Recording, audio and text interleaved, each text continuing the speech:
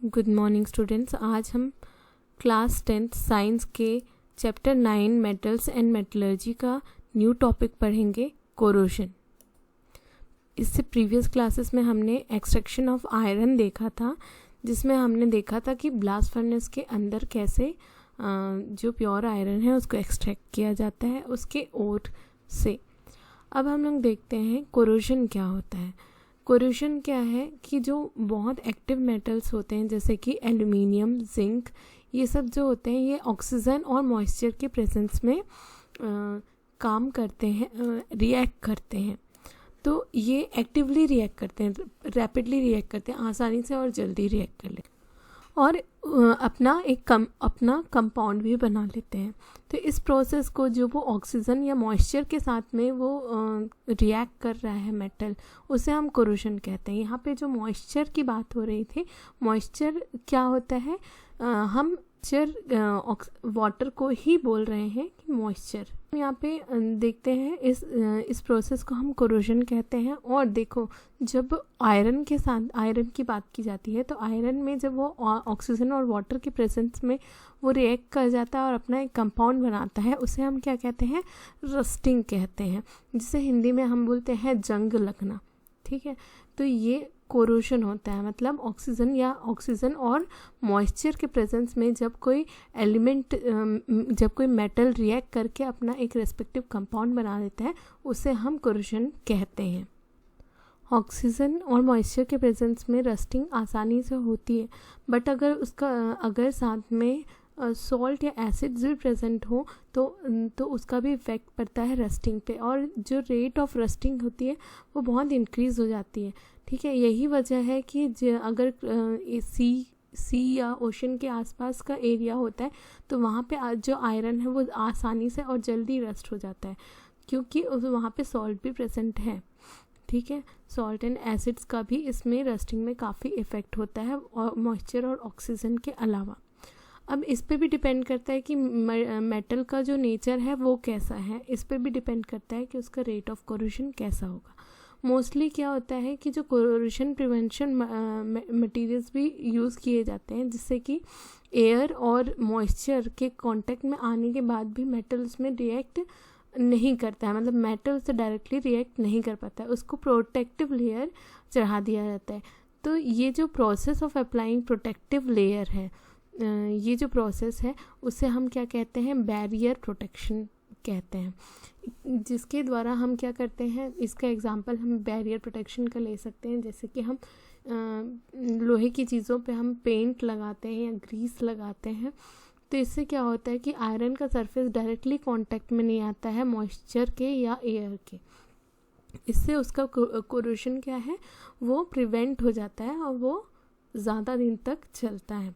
Electroplating भी एक method है जिसके द्वारा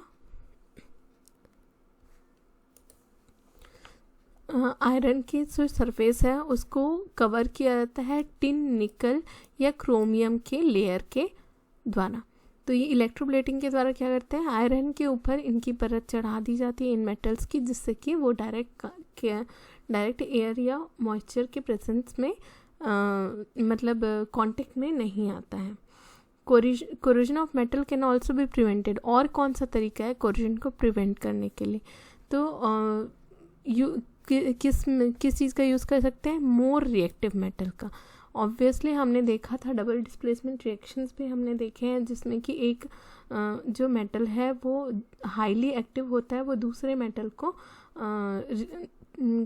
की जगह ले लेता है। ठीक है, तो अगर हमें आयरन को रस्ट से बचाना है तो हम यहाँ पे क्या कर सकते हैं, एक ज़्यादा एक्टिव मेटल का यूज़ कर सकते हैं। इसे हम क्या कहते हैं, सैक्रिफिशियल प्रोटेक्शन। इस वर्ड को आप ऐसे ध्यान में रख सकते हैं कि एक जो मेटल जो ज़्यादा रिएक्टिव है उसने अपना सेक्रीफाइस दे दिया आयरन को बचाने के लिए, तो ये एक तरीके से इसका नाम इसी तरीके से रखा गया है। ठीक है, आपने गैल्वेनाइजेशन भी पढ़ा होगा या सुना होगा, गैल्वेनाइजेशन ऑफ आयरन। यहाँ पे क्या है कि आयरन की जो भी चीज़ है उसके ऊपर जिंक मेटल की कोटिंग कर दी जाती है। क्यों? क्योंकि जिंक जो है वो आयरन से ज़्यादा एक्टिव है। ठीक है। और ज़्यादा एक्टिव होने के कारण क्या होता है, जैसे ही वो ऑक्सीजन के प्रेजेंस में आता है तो वो ZnO यानी जिंक ऑक्साइड बना लेता है, और आयरन जो है वो रस्टिंग से बच जाता है, ठीक है। इसी तरीके से कुछ मेटल्स को कोरोजन रेजिस्टेंट सॉल्यूशन अप्लाई किया जाता है ताकि उनमें रस्टिंग ना हो। इसमें क्या होता है कि बेसिक सॉल्यूशन ऑफ क्रोमेट या फॉस्फेट को यूज़ किया जाता है। ऐसा है कोरोजन रेजिस्टेंट सॉल्यूशन, मतलब उसके ऊपर क्रोमेट या फॉस्फेट की परत चढ़ा दी जाती है, इनके सॉल्यूशंस का यूज़ किया जाता है। कभी कभी क्या होता है, आयरन को दूसरे किसी मेटल के साथ मिक्स किया जाता है जिससे कि उसकी रस्टिंग आसानी से ना हो, और इससे हम क्या कहते हैं, इस मिक्सिंग को, आयरन को जब हम दूसरे मेटल के साथ में मिक्स करते हैं उसे हम क्या कहते हैं, एलॉय बनाना कहते हैं, ठीक है। ये एलॉय की वजह से वो बहुत ही कम रस्ट होता है या तो बिल्कुल भी रस्ट नहीं होता है। जैसे आपने स्टील का नाम सुना है, स्टेनलेस स्टील जैसे हम सुनते हैं, तो वो सबसे ज़्यादा अच्छा एलॉय है, उसमें कभी जंग नहीं लगता, स्टेनलेस स्टील, ठीक है। तो ये भी क्या है, एलॉय है। स्टील क्या है, आयरन का एलॉय है, ये भी हम आगे पढ़ेंगे।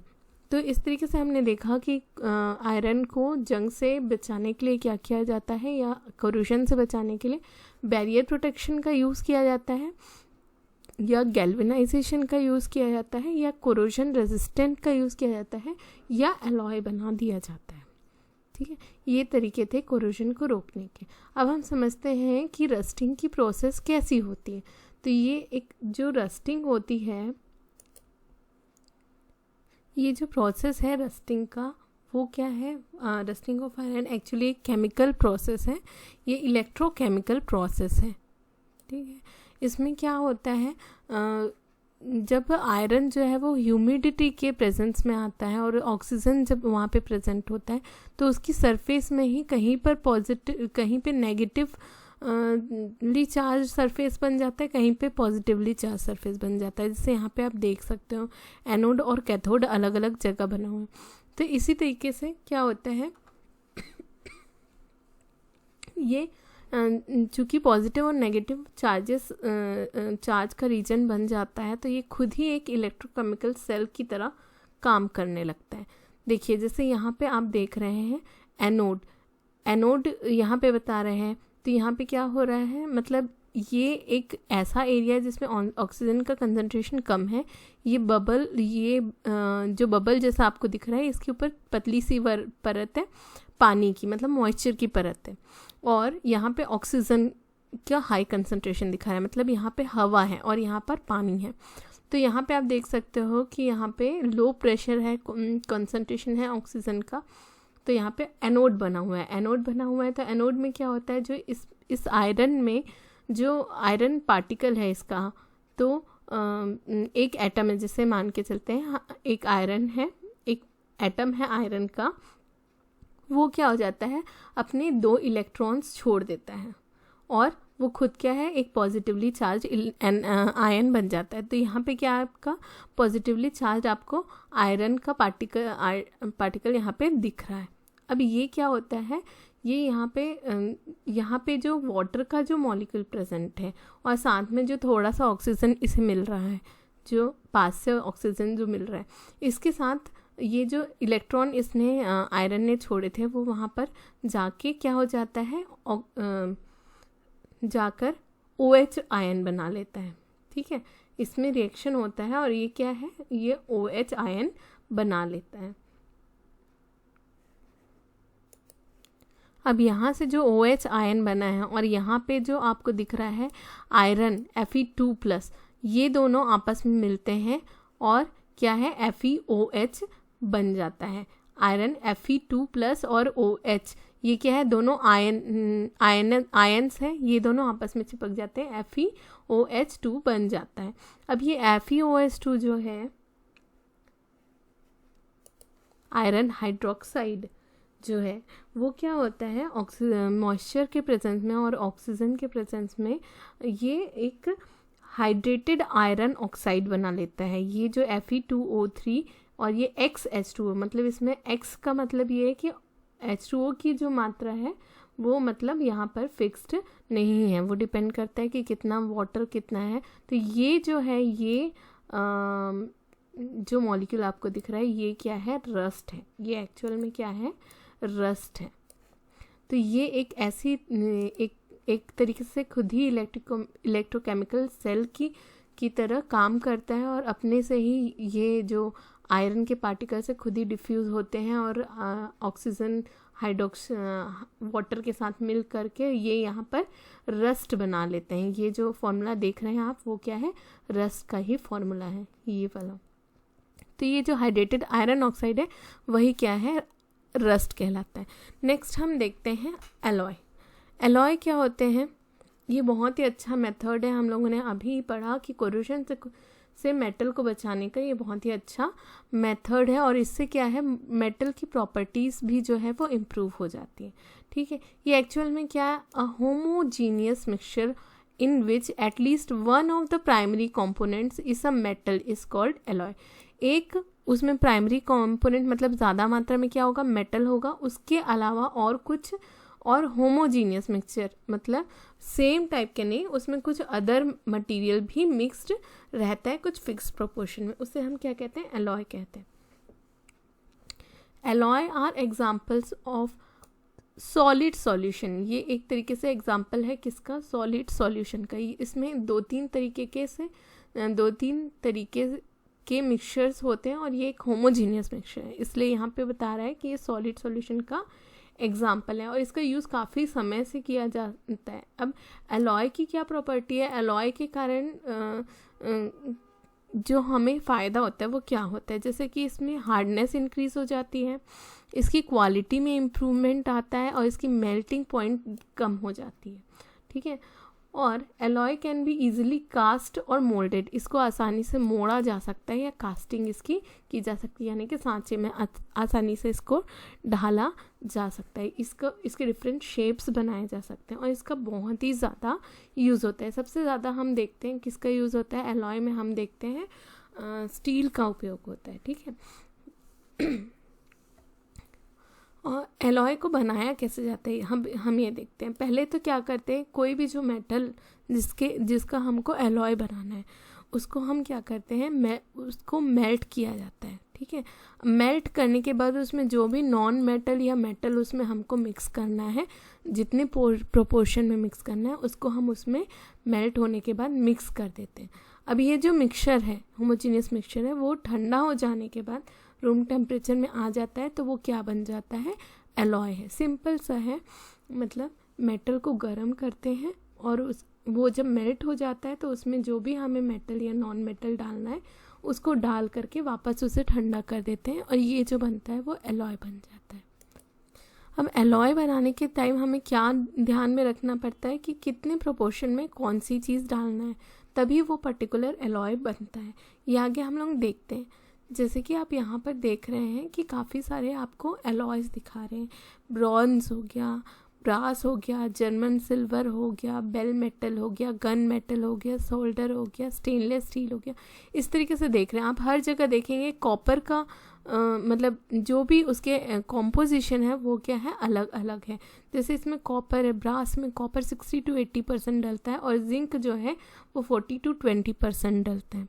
और ब्रॉन्ज में कॉपर की मात्रा देख रहे हैं 75 से 90%, लगभग वैसा ही है पर थोड़े से में ही वो चेंजेस आ जाते हैं। अब इसमें क्या है, जिंक का उपयोग नहीं किया गया है ना, टिन का इस्तेमाल किया गया। और ये दोनों ही क्या है, अलग अलग चीज़ों में यूज़ हो रहे हैं। जैसे कि ब्रास का यूज़ मोस्टली क्या होता है, यूटेंसिल्स या हाउस होल्ड ऑब्जेक्ट्स में यूज़ होता है, जबकि ब्रॉन्ज का हम देखते हैं कि पुराने ज़माने में कॉइन्स भी बनते थे जो ब्रॉन्ज एज में, और स्टैचूज़ भी बनती है। तो इस तरीके से थोड़ा सा जो भी एलिमेंट का डिफरेंसेस होते हैं या उनके कॉम्पोजिशन में जो भी प्रोपोर्शन के जो डिफरेंसेस होते हैं उसकी वजह से ही इसमें चेंज आ जाता है। ठीक है, चलिए अब देखते हैं कि आयरन के बारे में, जो स्टेनलेस स्टील है उसके बारे में थोड़ा जान लेते हैं। आयरन क्या है, मोस्ट वाइडली यूज़ किया जाता है मेटल्स में, बट इसका प्योर फॉर्म यूज़ नहीं किया जाता है, प्योर फॉर्म को यूज़ नहीं किया जाता है क्योंकि प्योर फॉर्म क्या होता है, काफ़ी सॉफ्ट होता है। ठीक है, तो और जबकि हमको एलॉय जो चाहिए वो क्या है, उसमें हार्डनेस चाहिए होती है, तो इसलिए हम इसमें प्योर प्योर आयरन का इस्तेमाल नहीं करते। पर अगर प्योर आयरन में अगर हम थोड़ा सा कार्बन इस्तेमाल किया जाए, मतलब कार्बन डाल दिया जाए, तो वो थोड़ा हार्ड हो जाता है, कार्बन के इस्तेमाल से वो हार्ड हो जाता है। तो स्टेनलेस स्टील क्या है, एक एलॉय है जिसमें निकल, क्रोमियम और कार्बन का इस्तेमाल किया जाता है। इसमें क्रोमियम का क्या है कि वो प्रिवेंट करता है रस्टिंग को, ठीक है, और इसकी यूज़फुलनेस को बढ़ाता है। तो इस तरीके से जो आयरन का यूज़ करके आयरन में निकल, क्रोमियम और कार्बन को मिला करके क्या बनाया जाता है, स्टेनलेस स्टील बनाया जाता है।